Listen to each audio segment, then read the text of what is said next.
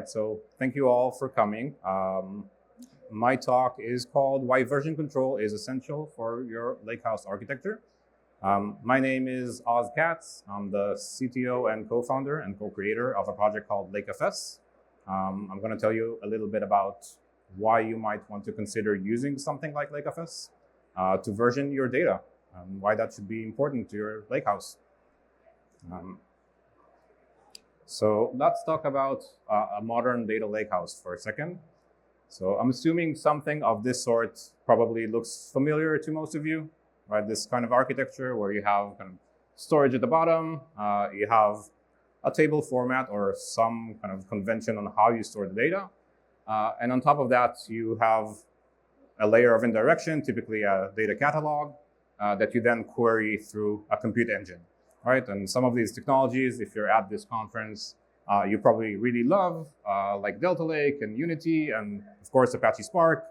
As of last week, you probably also really love Iceberg now, right? That's a big thing. And some of these technologies you might maybe love less. I don't know, at least they've had their time. Yeah, so I want to focus on that area between the object store and the table format. That's kind of one area that I feel strongly about, because this is where us as humans really kind of manage the storage. And I'm going to make the argument that as humans, we're not very good at that. So this is an actual picture of my desktop that I took a while ago. If you want, reach out to me after this talk. I'll actually show you my desktop. It's a bit worse now. This was taken a while ago. So as humans, we tend to be pretty messy, especially when we're trying out new things and we're experimenting and we want to get something done. We're going to create a lot of stuff around us, right? We were all kids at one stage. The way we learned is that we scattered everything and started collecting it. That's how our brains are wired, right? So we're a pretty messy creature. So this is my actual desktop.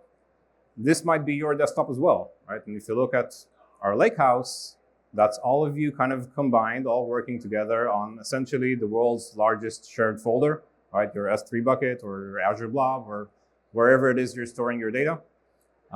So take that mess that I created, times the amount of engineers you have, times squared the data scientists you have. They tend to be more messy. I don't know why, but they do. And then you end up with something that looks vaguely like this. I hope you can make out the text here. But essentially, you have a prod directory and a prod v1 directory and do not delete, this is important directory. And of course, the data that you're actually serving is from an obscure location that no one knows is important and might delete at some point, right? But that's kind of our lives. So we're not good at naming things. We're not good at keeping them organized. And our lakehouses are the ones to suffer because of that, right? And the more people we have, the messier it becomes and the more it kind of goes out of control. But this is not always the case, right? There are systems that we use that are much more organized, right? So if I look at our code, not our data, it tends to be a lot more streamlined, a lot more with processes and controls in place. So here I just grabbed a random commit from the Delta repository. And we can see that if I'm using something like Git and GitHub, I actually have quite a bit of information that I'm adding to the mixer. It's not prod v1. It's an actual commit message describing what it is I modified, right? And I might have a committer, so I know who's making that modification, who owns prod v1, right? I don't know. I have a timestamp for when that thing was introduced into my stack, as well as a review process, which is actual collaboration, right? I know that the changes that I'm introducing to production were actually vetted by someone and not just a random thought that somehow made its way to production. Additionally, and maybe more importantly than anything else, I have automated tests that run before the thing got merged, right? So it's not an afterthought. It's not something that I might want to test my data after I released it. I'm actually doing it before I'm releasing my change. So that's code. But we can all make the argument that data is a bit harder, right? I might have 1 million lines of code, but I have billions and billions of records stored on my lakehouse. So data seems like it might be harder. I'm going back for a second to those automated tests that we talk about. And like, what do we do today when it comes to data? So where do I run these tests, right? Let's say that I do have data quality tests on top of my Lakehouse, right? For those tests to run, the data needs to exist somewhere, right? Either it's a data frame that I still have in memory, if my data is small enough, or I need to somehow materialize that data onto disk and actually write it, right? Write my prod v3 now that I want to run those tests on. So where do I actually run these tests on? Do I run it directly on production after I already finished writing? Do I like maintain a different staging environment, run the tests there, but then I have to copy all my data to another location? Like, how does that work? So I would make the argument that you probably shouldn't be writing and running your tests directly on production. Here is kind of an interesting flow of what that typically looks like. So I have an ETL, I'm running it now. I'm using Spark, of course, I'm a DataBricks customer. So Spark would write a bunch of data to a bunch of tables, right? Maybe reading from bronze, updating silver, something like that. And then someone else's ETL kicks off because I wrote a table. They have a sensor on my table, so their ETL is not kicking off. They're not waiting for me to do anything else. It reads the data that I just wrote as their input. And by the time I run my fancy regression tests and like data quality checks and everything, they already finished their transformations. And now, if I find something that's wrong with the data that I just published, guess what? It's too late. They already consumed it. They might have already produced data that someone else consumed.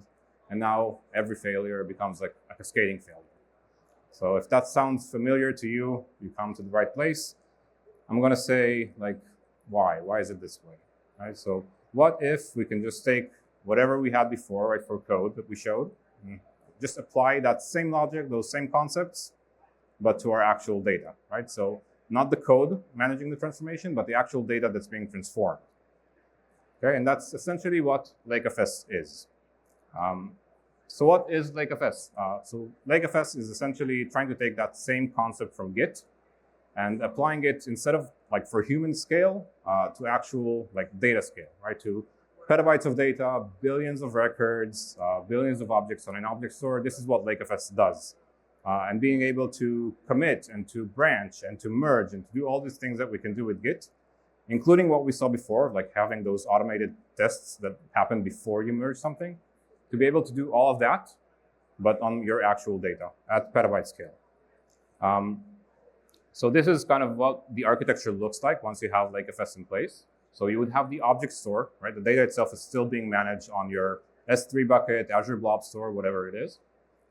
You would deploy lakeFS as a metadata layer on top. So lakeFS doesn't actually store the data, it just keeps pointers to the data that exists for each version.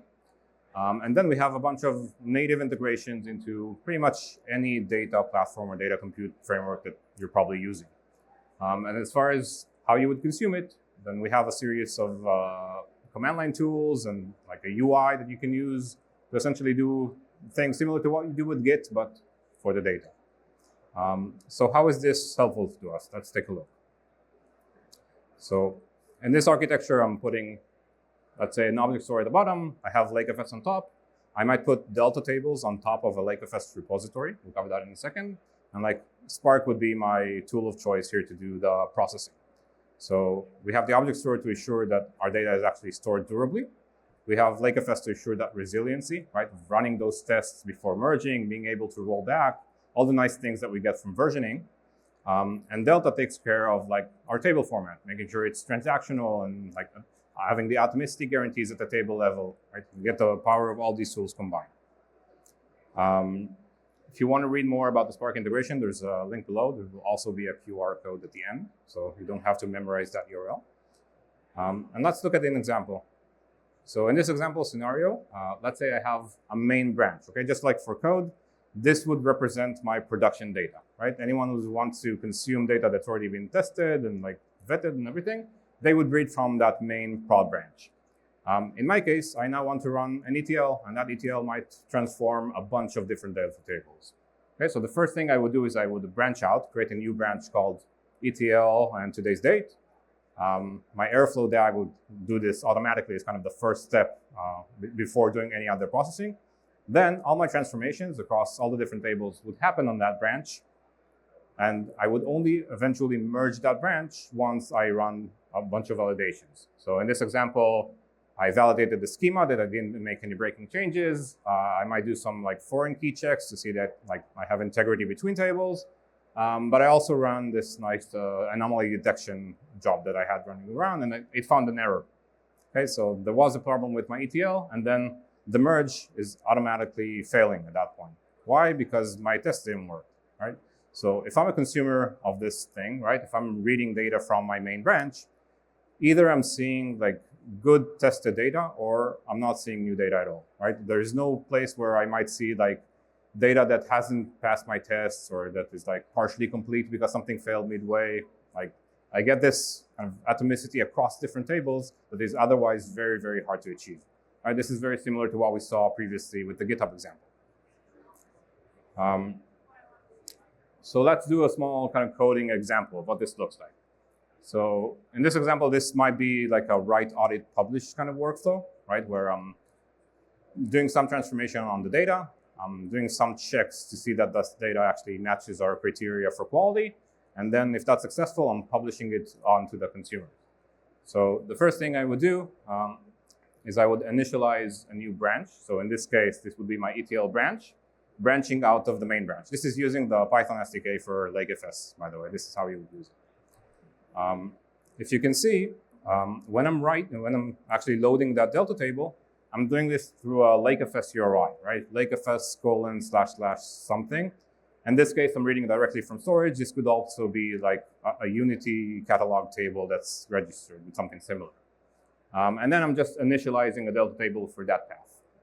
Okay, the last thing I'm doing here is I'm doing an update. In this case, just a silly update to the table just to transform it.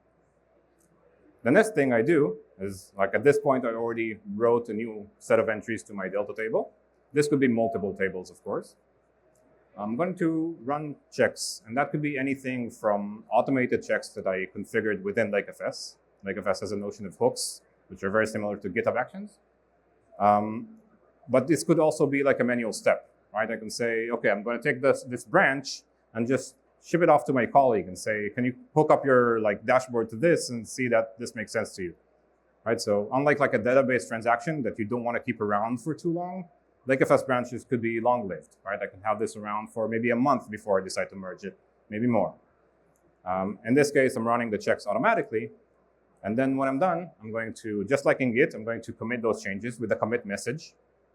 And then I'm going to merge it back into my main branch, right? And that merge operation is atomic, meaning it's all or nothing, right? There's no kind of point in time where you see half of the data or something that's kind of still in transition.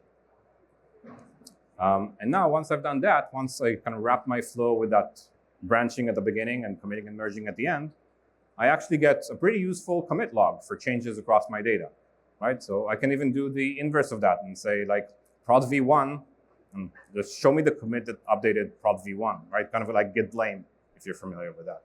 And I get all the same information that I got with Git, right? I know who updated this. I know like the commit message, like what was updated. I can see which checks actually passed or didn't pass when that commit ran. And if I really want to, I can also revert that commit, right? That big red button that we all kind of wished we had at some point.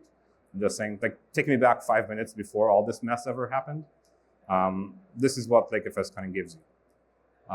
So with that, there are kind of a few important things that we get, right? And I think for those of you doing ML, the first one would be very interesting, which is reproducibility. Right? I have this model now serving production and suddenly misbehaving. Why is it returning the results that it does? Like what information did I feed that model that's now serving my production workload? And if you don't have something to like refer back to, like a commit that's actually immutable, this is pretty hard to answer, right? Because I may have trained this model a month ago. Time passed. That collection of data that I relied on has changed in the meantime. Maybe new data was added. Maybe someone did like a rerun and wrote something else instead. It's pretty hard to kind of revert back to understand how I got to where I got at this point. Yeah, so that's my talk. Happy to answer questions.